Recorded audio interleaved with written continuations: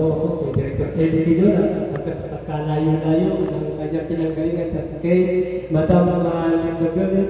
Narito po sila, kapiling po natin, kasama natin sa pagkakataon ito.